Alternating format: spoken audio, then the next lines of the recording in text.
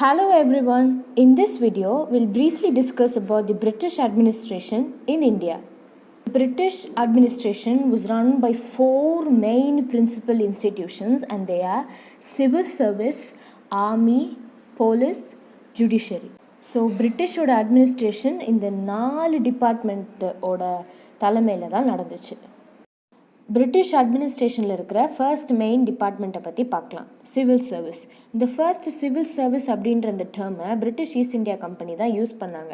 எதுக்கு யூஸ் பண்ணாங்கன்னா, civilian எம்ப்ளாயீஸ்க்கும் military counter பார்ட்ஸ்க்கும் differentiate பண்ணுறதுக்காக யூஸ் பண்ணாங்க. சிவிலியனுக்கும் மிலிட்டரிக்கும் டிஃப்ரென்ஷியேட் பண்ணுறதுக்காக சிவில் சர்வீஸ் அப்படின்ற வார்த்தையை எடுத்துகிட்டு வந்தாங்க. அண்ட் இந்த சிவில் சர்வன்ஸோட வேலை என்னென்னா, to bring laws into actions. ஏதாவது லா போட்டாங்கன்னா அதை நடைமுறைக்கு கொண்டு வரதும் அண்ட் ரெவென்யூ கலெக்ட் பண்ணுறதுமா தான் இந்த சிவில் சர்வன்ஸோட முக்கியமான வேலையாக இருந்தது. அட் ஃபர்ஸ்ட் இந்த சிவில் சர்வன்ஸ் எல்லாமே ஃபர்ஸ்ட் கமர்ஷியலாக இருந்துச்சு. ஆனால் போக போக இது எல்லாமே முழுக்க பப்ளிக் சர்வீசஸ்க்காக மாற்றிட்டாங்க. அண்ட் இந்த சிவில் சர்வன்ஸை யார் அப்பாயிண்ட் பண்ணுவாங்கன்னா, the court of directors, East India கம்பெனியில் இருக்கிற அந்த கோர்ட் ஆஃப் டைரக்டர்ஸ் தான் அப்பாயிண்ட் பண்ணுவாங்க. இந்த அப்பாயிண்டான சிவில் சர்வன்ஸ் எல்லாம் சில இல்லீகல் ஆக்டிவிட்டீஸில் இன்வால்வ் ஆனாங்க. Like corruption, bribery, private trade, அந்த மாதிரியான இல்லீகல் ஆக்டிவிட்டீஸ்லாம் அவங்க இன்வால்வ் ஆனாங்க. ஸோ இதை பார்த்த கார்ன்வாலிஸ் 1786 அப்போது இந்தியாவுக்கு வந்தார். கார்ன்வாலிஸ் யாருன்னா, இந்தியாவோட கவர்னர் ஜெனரலாக இருந்தவர். அவர் 1786 அப்போது இந்தியாவுக்கு வந்து இதை பார்த்து அவர் ஸ்ட்ரிக்டாக ப்ரைவேட் ட்ரேடுக்கு எதிராக ரூல்ஸ் போட்டார். ப்ரைவேட் ட்ரேட்லாம் நடக்கவே கூடாது அப்படின்னு சொல்லி ஸ்ட்ரிக்ட் ரூல்ஸ் போட்டார்.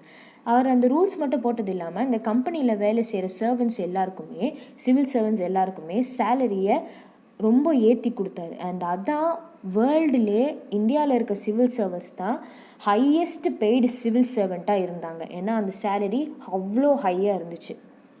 கார்ன்வாலிஸ்க்கு அப்புறம் இந்தியாவோட கவர்னர் ஜெனரலாக இருந்தவர் லார்ட் வெலஸ்லே. அண்ட் அவர் இந்தியாவில் இருக்க சிவில் சர்வன்ஸ் எல்லாருக்குமே ட்ரைனிங் கொடுக்கலாம் அப்படின்னு சொல்லி ஒரு ஐடியா வச்சுருந்தார்.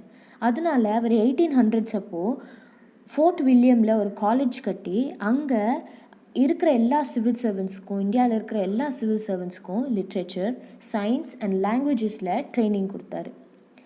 இந்த ஆக்ஷன்ஸை ஈஸ்ட் இந்தியா கம்பெனியோட டைரக்டர்ஸ் யாருமே அப்ரூவ் பண்ணவே இல்லை. இது அவங்க எல்லாமே டிஸ்அப்ரூவ் பண்ணிவிட்டு இந்த காலேஜுக்கு பதிலாக ஈஸ்ட் இந்தியா காலேஜை ரீப்ளேஸ் பண்ணாங்க. அண்ட் அந்த காலேஜ் இங்கிலாண்டில் இருக்க ஹெய்லேபரி அப்படின்ற ஒரு இடத்துல 1806 அப்போது கட்டப்பட்டுச்சு. According to the Carter Act 1833, the idea of competition for requirement for civil service exams was introduced. அந்த காம்படிஷன் சிஸ்டமில் என்ன இருந்ததுன்னா, அந்த கோர்ட் ஆஃப் டைரக்டர்ஸ் அப்பாயிண்ட் பண்ணுற ஒரு நாமினேட் பண்ணுற அந்த சிவில் சர்வன்ஸ் மட்டும்தான் அந்த காம்படிட்டிவ் எக்ஸாம்ஸில் பார்ட்டிசிபேட் பண்ண முடியும். இந்த கோர்ட் ஆஃப் டைரக்டர்ஸ் நாமினேட் பண்ணாத எந்த ஒரு கேண்டிடேட்ஸுமே இந்த எக்ஸாம் எடுக்க முடியாது. ஸோ இந்த சிஸ்டமை நாமினேஷன் கம் காம்படிஷன் சிஸ்டம் அப்படின்னு சொல்லுவாங்க. அதுக்கப்புறமா இந்த competitive exams open for all, இந்த கோர்ட் ஆஃப் டைரக்டர்ஸ் நாமினேட் பண்ணுறவங்க தான் எழுதணும் அப்படின்னு இல்லாமல் யார் வேணாலும் வந்து எழுதலாம் அப்படின்னு சொல்லி இந்த சிஸ்டம் 1853 வந்து மாடிஃபை ஆச்சு. அண்ட் இந்த மாடிஃபைட் சிஸ்டமை government of India act of 1853 confirm பண்ணாங்க. The maximum age of the competitors was fixed. அப்போதைக்கு 23 இயர்ஸ் அப்படின்னு சொல்லி ஃபிக்ஸ் பண்ணிட்டாங்க. 1858 English East India college at Haileybury abolish ஆயிடுச்சு. ஸோ இந்த requirement of all civil servants and civil சர்வீஸோட responsibility civil service commission கிட்ட ஒப்படைக்கப்பட்டுச்சு. ஈஸ்ட் இந்தியா காலேஜ் அந்த கோர்ட் ஆஃப் டைரக்டர்ஸ் கிட்ட இருந்து சிவில் சர்வீஸ் கமிஷன்ஸ் அவங்கக்கிட்ட ஒப்படைக்கப்பட்டுச்சு. அண்ட் அதுக்கப்புறமா 1860 த மேக்ஸிமம் ஏஜ், அந்த காம்படிட்டிவ் எக்ஸாமுக்கு மேக்ஸிமம் ஏஜ் 22ன்னு சொன்னாங்க. அதுக்கப்புறமா 1866 21 ஆச்சு. 1876 19 ஆச்சு. பிரிட்டிஷ் பார்லிமெண்ட் 1861 அப்போது இந்தியன் சிவில் சர்வீஸ் ஆக்ட் அப்படின்ற ஒரு ஆக்டை வந்து வெளியிட்டாங்க. அண்ட் அந்த ஆக்டில் என்ன இருந்துச்சுன்னா, கோஆர்டினேட்டட் சிவில் சர்வீஸ் அப்படின்னு சொல்லி சில கேட்டகரிஸை அவங்க ரிசர்வ் பண்ணி வச்சாங்க. High executive and judicial post எல்லாமே அவங்க கோஆர்டினேட்டட் சிவில் சர்வீஸ் அப்படின்னு சொல்லி ரிசர்வ் பண்ணி வச்சாங்க. ஆனால் அதுக்கப்புறமா இது எல்லா கேட்டகரியுமே இந்தியன் சிவில் சர்வீஸ் அப்படின்னு ஒரு டெசிக்னேஷனுக்குள்ளே வந்துடுச்சு. இந்த ஏஜ் லிமிட்லாம் கம்மியாக இருக்கிறதுனால வெறும் 22, 23 தான் மேக்ஸிமம் ஏஜ் லிமிட் இந்த எக்ஸாமினேஷன்ஸ்க்கு அப்பியர் ஆகணும் அப்படின்றதுனாலையும், இந்த ஐசிஎஸ் எக்ஸாம் லண்டனில் நடக்கிறதுனாலையும் இந்தியாவில் இருக்க ஓன்லி வெல்த்தி பீப்புள் மட்டும்தான் இந்த எக்ஸாம்ஸ்க்கு அப்பேர் ஆகணும் அப்படின்ற மாதிரி இருந்துச்சு. ஏன்னா அவங்களால தான் லண்டனுக்கு போய் எக்ஸாம் எழுதுகிற அளவுக்கு அவங்களால அஃபோர்ட் பண்ண முடியும். அப்படி இருந்தும் இந்த ஐசிஎஸ் எக்ஸாமை சுரேந்திரநாத் பானர்ஜி, ரமேஷ் சந்திர தத் அண்ட் பிஹாரிலால் குப்தா அப்படின்ற இந்த 3 இந்தியன்ஸும் இந்த எக்ஸாமை பாஸ் பண்ணி ரொம்ப சக்ஸஸ்ஃபுல்லாக இருந்தாங்க. போக போக இந்த சிவில் சர்வீஸ் எக்ஸாமினேஷன்ஸ்க்கு ஏஜ் லிமிட் ரொம்ப கம்மியாக இருக்கணும், இந்தியாவில் எந்த ஒரு எக்ஸாம் சென்டர்ஸும் இல்லைன்னு இந்தியன்ஸ் டிமாண்ட் பண்ண ஆரம்பித்தாங்க. இங்கே இந்தியாவிலே இது எல்லாமே இருக்கணும் அப்படின்னு சொல்லி டிமாண்ட் பண்ண ஆரம்பித்தாங்க. ஸோ அதனால 1892 அப்போது இந்த எக்ஸாமினேஷனோட மினிமம் ஏஜ் லிமிட் 21 ஆகவும் மேக்ஸிமம் ஏஜ் லிமிட் 23 ஆகவும் ஃபிக்ஸ் பண்ணாங்க. அதுக்கப்புறம் 1912 அப்போது பப்ளிக் சர்வீஸ்க்கான ஒரு ராயல் கமிஷன் அப்பாயிண்ட் பண்ணாங்க. அண்ட் அதில் ஹெட்டாக இருந்தவர் லார்ட் எஸ்லிங்டன் அண்ட் அவருக்கு கீழே 2 Indian members GK Gokhale and sir Abdur Rahim 2 பேரும். அவங்க மட்டும் இல்லாமல் அவங்களோட சேர்த்து ஒரு 4 இங்கிலீஷ்மெனும் அந்த கமிஷனில் இருந்தாங்க. அண்ட் அந்த கமிஷன் 1917 ஒரு ரிப்போர்ட் கொண்டு வந்துச்சு. அண்ட் அந்த ரிப்போர்ட்டில் என்ன இருந்துச்சுன்னா, இந்த demand of Indianisation of civil service ஃபுல்லாகவே பூர்த்தி செய்யப்பட்டுச்சு. இந்தியாவிலே சிவில் சர்வீஸ்க்கான எல்லா டிமாண்ட்ஸுமே பூர்த்தி செய்யப்பட்டுச்சு. 1918 லார்ட் கெல்ம்ஸ்ஃபோர்டும் மாண்டேகும் என்ன ரெக்கமெண்ட் பண்ணாங்கன்னா, இந்தியன் சிவில் சர்வீஸில் 33% ஆஃப் இந்தியன்ஸ் கண்டிப்பாக இருக்கணும், அவங்க 33% ஆஃப் இந்தியன்ஸை நம்ம ரெக்ரூட் பண்ணணும் அப்படின்னும், போக போக இந்த நம்பர் 33%லேருந்து இன்க்ரீஸ் ஆகிட்டே போகணும் அப்படின்னு சொல்லி ரெக்கமெண்ட் பண்ணாங்க. அதுக்கப்புறம் 1923 பப்ளிக் சர்வீசஸ்க்காக ஒரு ராயல் கமிஷன் ஃபார்ம் பண்ணாங்க. அண்ட் அந்த ராயல் கமிஷனோட ஹெட் லார்ட் லீயா இருந்தார். அண்ட் அவரோட கமிஷன் என்ன ரெக்கமெண்ட் பண்ணாங்கன்னா, the recruitment of all Indian service, அதாவது Indian civil service, Indian police service and Indian forest சர்வீஸோட ரெக்ரூட்மெண்ட் ஆள் எடுக்கிறது யாரை கண்ட்ரோல் பண்ணணுன்னா, தி செக்ரட்டரி ஆஃப் ஸ்டேட், இந்தியாவில் இருக்கிற செக்ரட்டரி ஆஃப் ஸ்டேட், ஒரு ஸ்டேட்டோட செக்ரட்டரி தான் கண்ட்ரோல் பண்ணணும். இந்த எல்லா சர்வீஸோட ரெக்குயர்மெண்ட்டுமே அவங்க தான் கண்ட்ரோல் பண்ணணும் அப்படின்னு இருந்துச்சு. தி ஆக்ட் ஆஃப் 1935 என்ன இருந்துச்சுன்னா, சென்ட்ரல் பிளேஸில் ஏதாவது ஒரு மையப்பகுதியில் ஃபெட்ரல் பப்ளிக் சர்வீஸ் கமிஷன் இருக்கணும்னு, சில வேரியஸ் பிளேசஸில் ப்ரொவிஷனல் பப்ளிக் சர்வீஸ் கமிஷன்ஸ் இருக்கணும்னு இருந்துச்சு.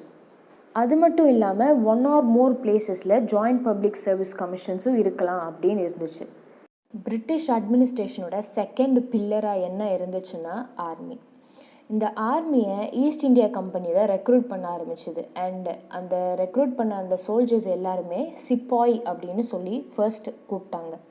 அந்த சிப்பாய் ஆர்மி யூரோப்பியன் மிலிட்ரி ஸ்டாண்டர்ட்ஸ்க்கு ஏற்ற மாதிரி யூரோப்பியன் ஆஃபீஸர்ஸ்னால் ட்ரெயின் பண்ணப்பட்டுச்சு. ஸோ இந்த ஃபார்மேஷன் ஆஃப் ஆர்மி தான் பிரிட்டிஷ் ரூலை இந்தியாவில் ரொம்ப பவர்ஃபுல்லாக ஆக்குச்சு. அண்ட் அந்த ஈஸ்ட் இந்தியா கம்பெனி ரெக்ரூட் பண்ண இந்தியன் சோல்ஜர்ஸ்க்கு அவங்க ரொம்பவே லோவான சேலரி அண்ட் அலவன்ஸ் தான் கொடுத்தாங்க. ஆனால் இங்கிலீஷ் சோல்ஜர்ஸ்க்கு நிறைய salary, compared to Indian soldiers அவங்களுக்கு ரொம்ப ஹையர் சேலரி இருந்துச்சு. 1855 அப்போது அந்த ஈஸ்ட் இந்தியா கம்பெனியோட ஆர்மியில் 86% இந்தியன்ஸ் தான் இருந்தாங்க. அந்த கம்பெனிலே 86% இந்தியன்ஸ் தான் இருந்தாங்க. ஆனால் அவங்களோட ஹெட்டாக பிரிட்டிஷ் அஃபிஷியல்ஸ் தான் இருந்தாங்க. ஏன் பிரிட்டிஷ் அஃபிஷியல்ஸ் தான் அவங்களுடைய ஹெட்டாக இருந்தாங்கன்னா, 1856 அப்போது 3 இந்தியன் ஆர்மி சோல்ஜர்ஸ் மட்டும்தான் ஹையஸ்ட் பேட் சேலரி வாங்கினாங்க. 300 rupees per month அவங்க தான் வாங்கினாங்க. ஆனால் அவங்களுடைய ரேங்கே சுபேதாராக தான் இருந்துச்சு. இதிலேருந்து என்ன தெரிஞ்சதுன்னா, வெறும் இங்கிலீஷ் அண்ட் இங்கிலீஷ் மென்னுக்கு மட்டும்தான் ஹை ப்ரையாரிட்டி கொடுத்தது. ஸோ இந்தியன் ஆர்மிலே நிறைய டிஸ்கிரிமினேஷன் இருந்துச்சு. 1857 நடந்த ஒரு ரிவால்ட்டுக்கு அப்புறம் இந்தியன் ஆர்மி சர்வீசஸில் ஒரு பெரிய சேஞ்சஸ் நடந்துச்சு. பிரிட்டிஷ் ட்ரூப்ஸை இன்க்ரீஸ் பண்ணி இந்தியன் ட்ரூப்ஸை டிக்ரீஸ் பண்ண ஆரம்பித்தாங்க. அண்ட் ஆர்ட்டிலரி, அதாவது பீரங்கி அந்த மாதிரி இயந்திரத்துக்கெலாம் இங்கிலீஷ்காரங்க மட்டுமே தான் பயன்படுத்தணும் அப்படின்னு சொல்லி அப்பாயிண்ட் பண்ணாங்க. இப்போது பிரிட்டிஷ் அட்மினிஸ்ட்ரேஷனோட 3rd டிபார்ட்மெண்ட்டை பற்றி பார்க்கலாம். When East India Company took over Diwani in 1765, East India Company Diwani அப்படின்ற சிஸ்டமை 1765 took over பண்ண அப்புறம் தி முகல் போலீஸ் சிஸ்டம்ஸ் ஃபாஜிதார்ஸால் கண்ட்ரோல் பண்ணப்பட்டுச்சு. அண்ட் ஃபாஜிதார்ஸ் சர்க்கார் ரூரல் டிஸ்ட்ரிக்ஸ்க்கு இன்சார்ஜாக இருந்தாங்க. கோட்வால்ஸ் ஒரு டவுனோட இன்சார்ஜாகவும் இருந்தாங்க. அண்ட் வில்லேஜ் வாட்ச்மேன்ஸ் ஜமீன்தார்ஸால் கண்ட்ரோல் பண்ணப்பட்டு அண்ட் ஜமீன்தார்ஸ் தான் அவங்களுக்கு சேலரிஸ் வழங்கினாங்க. போலீஸ் சிஸ்டம் லார்ட் கார்ன்வாலிஸால் தான் க்ரியேட் ஆச்சு. அவர் ஜமீன்தார்ஸ் அந்த போலீஸ் ஃபங்க்ஷன்லேருந்து ரிலீவ் பண்ணி ரெகுலர் போலீஸ் ஃபோர்ஸ் அப்படின்னு ஒரு ஆக்டை 1791 அப்போது எஸ்டாப்ளிஷ் பண்ணார். அதுக்கப்புறம் கார்ன்வாலி சிஸ்டம் ஆஃப் சர்க்கிள்னு ஒன்று ஃபார்ம் பண்ணி அதுக்கு தரோகாஸை ஹெட்டாக போட்டார். தலைமுறையாக வில்லேஜ் போலீஸாக இருந்தவங்க சௌக்கிதார்ஸ் அப்படின்ற ஒரு பொசிஷனுக்கு உயர்த்தப்பட்டாங்க. அண்ட் இந்த தரோகா சிஸ்டம் 1802 அப்போது மெட்ராஸில் எஸ்டாப்ளிஷ் ஆச்சு.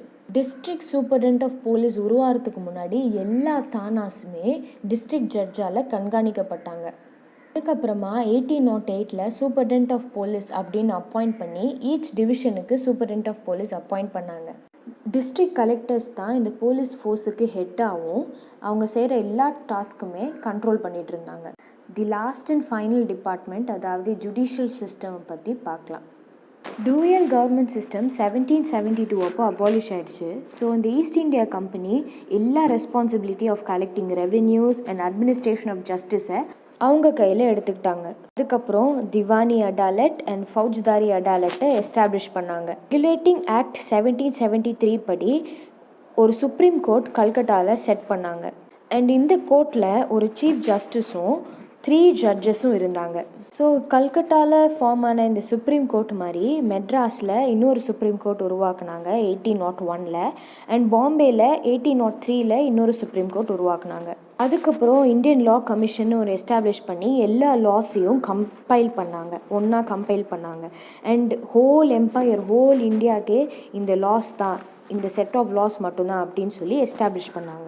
And according to the Indian High Courts Act 1861 இந்த சுப்ரீம் கோர்ட்ஸ் இருந்த இடத்துல, அதாவது கல்கட்டா, பாம்பே அண்ட் மெட்ராஸில் இருந்த சுப்ரீம் கோர்ட்ஸ் இருந்த இடத்துல ஹை கோர்ட்ஸ் செட்டப் பண்ணாங்க. So these were the 4 main important departments under British administration. Hope you guys understood this very well.